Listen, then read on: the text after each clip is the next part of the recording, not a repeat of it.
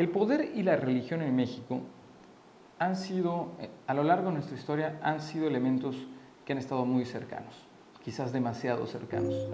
Por supuesto, es sabido en el periodo colonial, la Iglesia Católica y el Estado español, la corona española, estaban muy cercanos, trabajaban en conjunto. Uno se encargaba del poder formal, sobre todo del poder coercitivo, y el otro de controlar las mentes, de controlar la visión de la realidad, etc. Religión y poder político caminaron juntos durante todo el periodo, durante los 3 siglos del periodo colonial.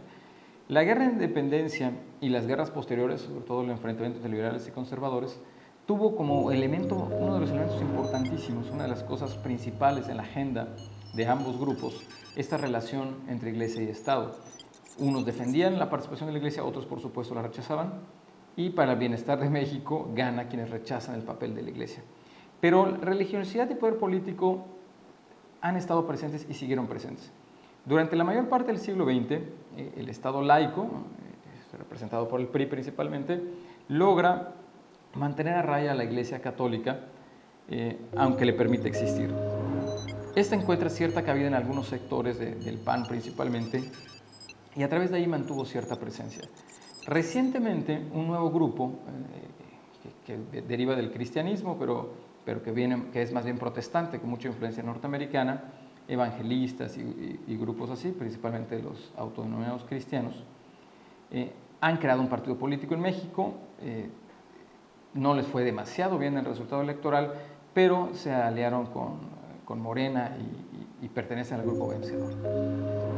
Difícilmente creo que México regrese a estos niveles, pero sin duda el papel de la religión sigue estando ahí en el ámbito político, y esto implica muchos riesgos para una sociedad. Por una parte, ¿por qué la religión siempre ha estado cercana al poder político? Porque significa el control de la mente. No existe un solo gobernante en la historia que se mantenga exclusivamente por la violencia. Primero, es muy cara la violencia. Tienes que mantener gentes armadas, motivadas, que constantemente están agrediendo al pueblo gobernado. Pero también es muy difícil que ese pueblo acepte todo el tiempo violencia. Eventualmente terminan organizándose y derribando a sus gobernantes. Así ha sido a lo largo de toda la historia de la humanidad. En cambio, es mucho más barato y dura mucho más el poder, y es mucho más eficaz cuando convences a la sociedad, cuando hay una dosis de legitimidad más allá de solo la violencia.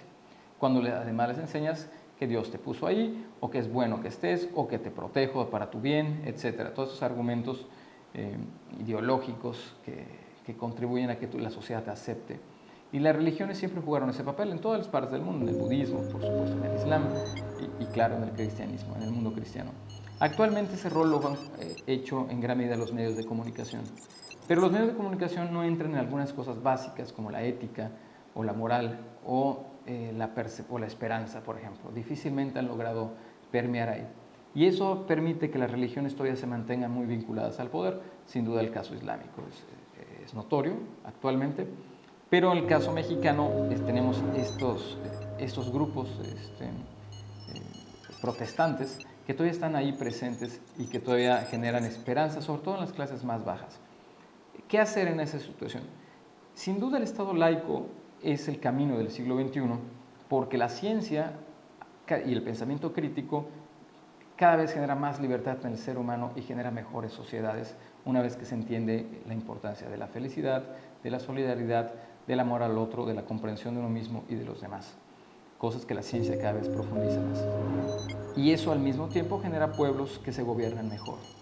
Claro, eso significa que los políticos pierden poder y por supuesto los líderes religiosos, pero las sociedades se ven más beneficiadas. Sin duda el camino debe ser ese, y lo mejor que podremos empezar a hacer es fortalecer el Estado laico y no irlo debilitando. Muchas gracias.